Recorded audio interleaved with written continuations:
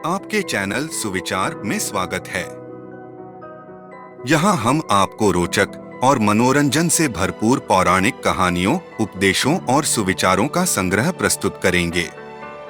आज हम आपको एक पौराणिक कहानी सुनाएंगे जिससे हम सभी कुछ सोचने और सीखने का मौका पाएंगे। कृपया हमारे चैनल पर बने रहें और हमारी कहानियों का आनंद लें। आपका धन्यवाद।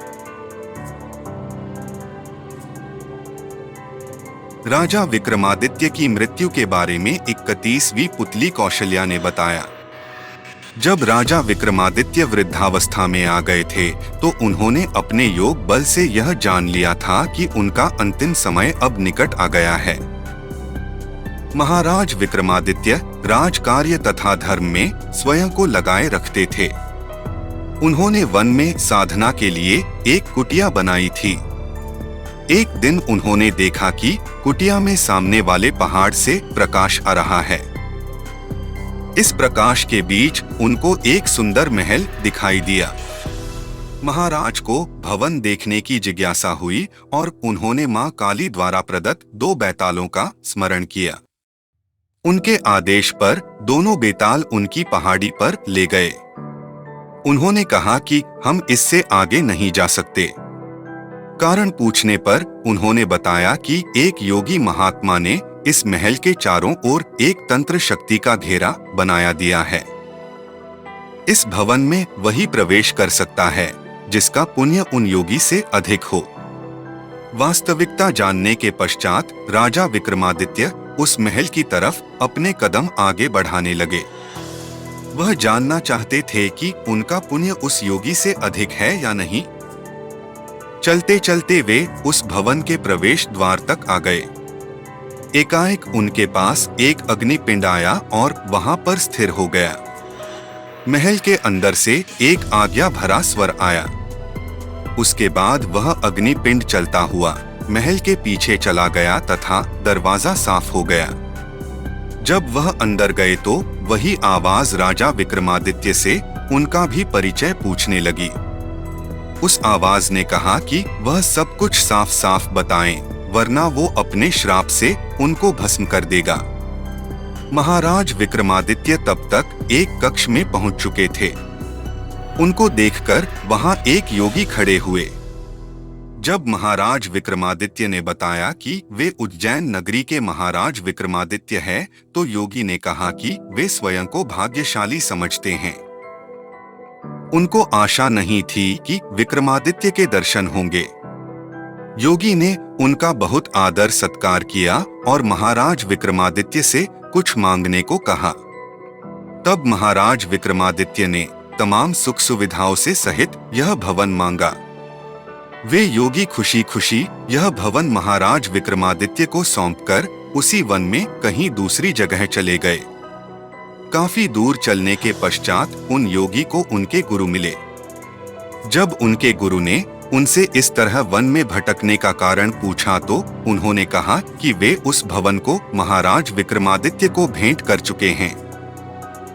यह सुनकर उनके गुरु को हंसी आ गई। उन्होंने कहा कि पृथ्वी के सबसे दानवीर व्यक्ति को वो क्या दान करेंगे। उन्होंने योगी से कहा कि वह ब्राह्मण रूप में जाकर विक्रमादित्य से उस भवन को मांग ले। तब योगी ने ब्राह्मण का वेश बनाकर विक्रमादित्य के पास उस कुटिया में गए तथा रहने के लिए आश्रय प्रदान करने की मांग की।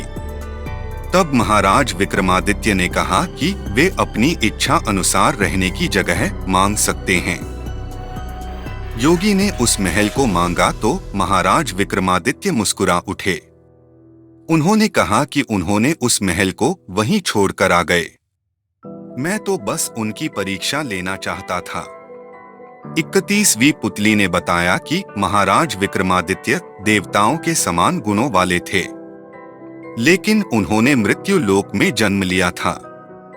वह मानव थे, इसलिए उन्होंने एक दिन अपने देह का त्याग कर दिया। उनकी मृत्यु के पश्चात प्रजा में हाहाकार मच गया। चारों ओर विलाप होने लगा। जब उनकी चिता सजाई गई तो देवताओं ने उनकी चिता पर पुष्प वर्षा की। महाराज विक्रमादित्य के पश्चात उनके बड़े पुत्र को राजगद्दी दी गई, लेकिन वह उस सिंहासन पर बैठ नहीं सका। उसको समझ नहीं आया कि वह इस सिंहासन पर क्यों नहीं बैठ पा रहा है। फिर एक दिन स्वयं महाराज विक्रमादित्य उसके सपने में आए। उन्होंने कहा कि तुम इस सिंहासन पर तभी बैठ सकोगे जब तुम देवत्व को प्राप्त कर लोगे। जब तुम अपने पुण्य तथा यश से इस सिंहासन पर बैठने लायक हो जाओगे तो मैं स्वयं तुम्हारे सपने में आकर तुम्हें बता दूंगा।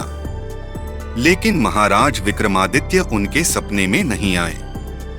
तब उज्जैन के विद्वानों ने महाराज विक्रमादित्य की मौत के पश्चात उनके बराबर का योग्य राजा न होने के कारण इसे दफनाने का फैसला लिया।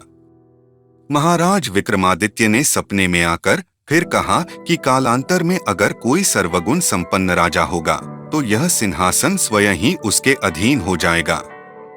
उनके पुत्र ने महाराज विक्रमादित्य की आज्ञा के अनुसार मजदूरों को बुला दिया तथा जमीन में सिंहासन गढ़वा दिया तथा स्वयं खंभावती में राज करने लगे।